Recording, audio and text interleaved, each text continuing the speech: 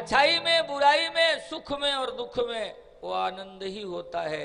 इसलिए समय से राम जी उसको तरोताजा कर देते हैं। अप्रमाण के लिए मैं सामने बैठा हूं, प्रमाण के लिए मैं सामने बैठा हूं।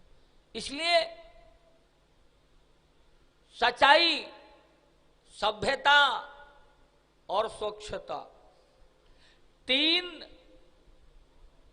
परिध है, तीन ही दवा है जीवन में स्वस्थ होकर के राम जी का बन जाने का। इसलिए राम की जैसी आदत बनाओ। राम चौकीदारी कर सकते हैं, तुम कम से कम रखवारे ही बन जाओ, रखवाली ही कर लो। लेकिन नहीं, अपनी भी होश नहीं है, दूसरों का हक। अब दूसरों को क्या राह दिखाओगे? आज राम जी अयोध्या जाना चाहते हैं, तब तक विश्वामित्र ने कहा, हे राघव, मिथिला नरेश महाराज जनक का पत्रिका आया है, उनकी परम कांति में शक्ति प्रभा पुत्री का स्वयंवर होने जा रहा है। अगर आप मिथिला देखना चाहो तो मेरी इच्छा है आपको साथ लेके चलो। आज का व्यक्ति का संतान भी उसके इच्छा से नहीं चलता, और संत के इच्छा से भगवान चलते। यही तो राम की मर्यादा है। राम जी ने एक बार भी मना नहीं किया है, जैसी इच्छा आपकी गुरुदेव, चल दिए। राह में चलते हुए निकले। महात्मा नाना प्रकार के पुराणों का वर्णन करते हैं, ये जानते हुए ये ब्रह्म है, फिर भी महात्मा का धर्म निर्वाहन करते हुए उन्हें पुराणों का, शास्त्रों का, श्रुतियों का सिद्धांत सुनाते हुए मानवता के लिए शिक्षा देते हैं। शिक्षा देना महात्मा का काम है।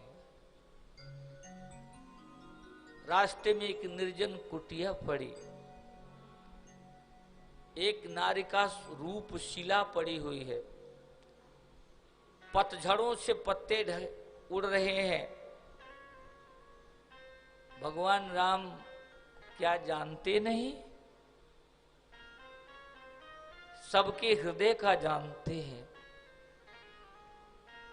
सबके उरी के जानन वारे, रघुनंदन प्रिय नाम तुम्हारे। सबके हृदय के जानते हो। धन्य हो राम। विश्वामित्र कहते हैं, धन्य हो राम। पूछहु प्रभु मोहि देत बड़ाई। हम संतों को बड़ाई देने के लिए आप पूछ रहे हो ना? ये गौतम ऋषि का आश्रम है। गौतम ऋषि शास्त्र नियमों से चलने वाले संकल्पित ऋषि थे। वो नित्य ब्रह्म मुहूर्त में गंगा स्नान किया करते थे। गौतम ऋषि का सदा का नियम था, जाते थे गंगा सवेरे सवेरे। गौतम ऋषि का सदा का नियम था, जाते थे गंगा सवेरे सवेरे। गौतम ऋषि का सदा का नियम था, जाते थे गंगा सवेरे सवेरे। गौतम ऋषि का सदा का नियम था, जाते थे गंगा सवेरे सवेरे। नारायण छूते हुए चलूंगा, कथा बहुत है, ब्याह तो कराना ही ना। इसलिए विश्वामित्र कहते हैं, हे राम, गौतम नित्य ब्रह्म मुहूर्त में गंगा स्नान के लिए जाते थे। मैंने आपको कथा में शिव विवाह के दिन सुनाया था कि ब्रह्मा ने जब शिव जी के सुंदर स्वरूप को देखा तो उनके मुख से निकला आहा अतीव सुंदरा, आहा सत्यम शिवम सुंदर। तो जैसे आह निकला प्रसन्नता से, तो आह धन इल्या अहिल्या, आह से ही ये कन्या पैदा हो गई, आनंद विभोर होकर के आह निकला। दो ही तो चीज है, आहा और नहीं तो बहा, नहीं तो स्वाहा। तीन चीजें हैं, यज्ञ में स्वाहा और वीरों में बाहा। वाह, क्या पटकी मारा है, ऐसे कहते हैं ना। और भोजन करने वाले के लिए आहा। लेकिन हमारे हलवाई भी इतना बढ़िया भोजन बनाते हैं, लेकिन लाल मिर्चा खरीदवा लिए हैं, वो गड़बड़ है। नारायण बोलो सियावर रामचंद्र की। जितना भी महंगा हो, हरा मिर्चा लाओ बाल किशन, लाल मिर्चा बंद करो, गर्मी है। आहा निकलना चाहिए। जिलेबी खाते हैं तो आहा, अब मिर्चा चल गए तो वो, इसलिए आहा के जगह वो नहीं होना चाहिए। वो बोलो सियावर रामचंद्र नारायण। बड़ी अहिल्या पैदा हुई। अहिल्या अति सुंदर थी, त्रिपूर्ण रूपया, त्रिपूर्ण रूपणी के समान सुंदर थी। बालावस्था में ही इंद्र की कुदृष्टि पड़ी। इंद्र ने ब्रह्मा से कहा ते कन्या माम देहि, लेकिन ब्रह्मा जी ने कहा ये भगवान शिव के स्वरूप का आनंद, स्वरूप के आनंद से प्रकट हुई है, इसलिए मैं तेरे जैसे भोगी क्यों नहीं किसी योगी को दूंगा।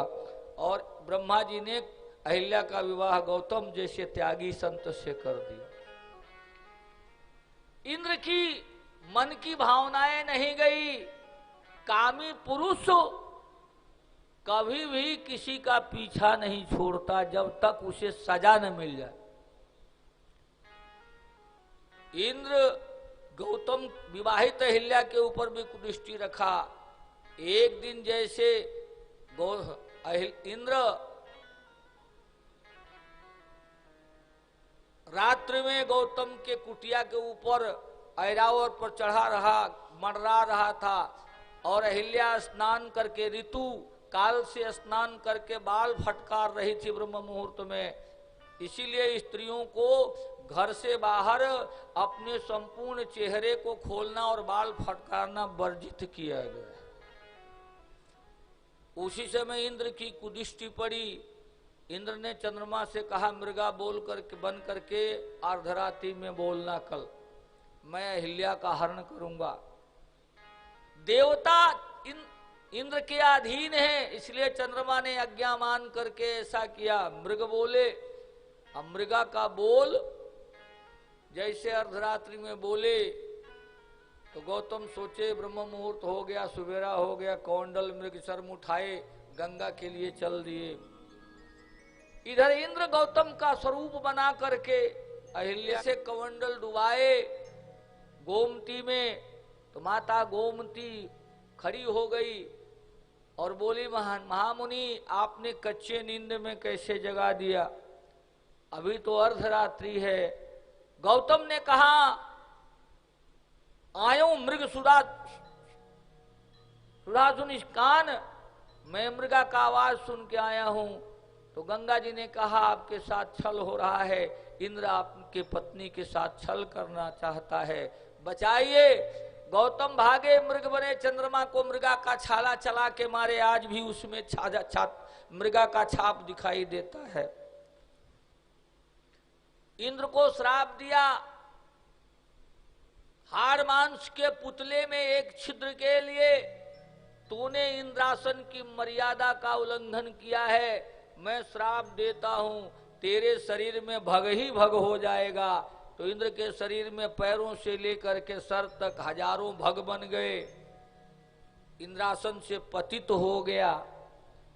अपने पत्नी को कहा कि पत्नी सत्या होना चाहिए, सत्यवर्ती होना चाहिए, और सत्यवर्ती पत्नी को पर पुरुष और पुरुष में भेद मालूम होता है। अहिल्या ने कहा ते तव स्वरूपया, वो आपके स्वरूप में था, फिर भी मैंने उसका स्पर्श नहीं किया।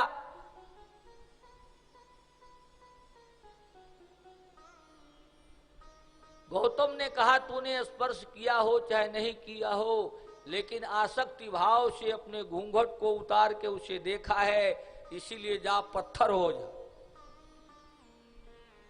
अहिल्या पत्थर हो गई। आज विश्वामित्र कह रहे हैं कि गौतम नारी श्राप बस उपल देह धरि धीर, अचरण कमल रज चाहते कृपा सिंधु रघुवीर। हे रघुनाथ जी, पति के द्वारा अकारण श्रापित होने के बाद से, अकारण श्रापित होने के बाद से अहिल्या ने भगवान शिव का तपस्या किया। शिव जी ने वर दिया त्रेता के तृतीय चरण में राम जी आएंगे, आपने चरण रज तेरे ऊपर गिराएंगे तो तेरा उद्धार। राम जी धर्म संकट में पड़ गए। ये ऋषि पत्नी है और मैं क्षत्रिय कुमार हूं। मानते हैं गुरुदेव के वचनों के अनुसार ये मेरे चरण रथ से तर जाएगी, लेकिन अगर मैंने अपना चरण इस ब्राह्मणी को छुआया तो मैं रघुकुल का कलंक बन जाऊंगा। इसलिए बार बार विश्वामित्र जी के कहने के बाद से राम जी चरण उठा नहीं रहे हैं। विश्वामित्र कहते हैं तारो प्रभु, इसका उद्धार करो, ये कल्प कल्पांतर से आपके इंतजार में पड़ी है। भगवान ने कहा कैसे छुआऊं इस ब्राह्मणी को, मैं क्षत्रिय रूप राम कैसे चरण छुआऊं। मानता हूं इसका उद्धार हो जाएगा, लेकिन मेरा क्या होगा, मैं तो पापी हो जाऊंगा ना। विश्वामित्र को जोर से हंसी आई, धन्य हो रहा। इसीलिए तो काकभूषण जी कहते हैं कि को रघुवीर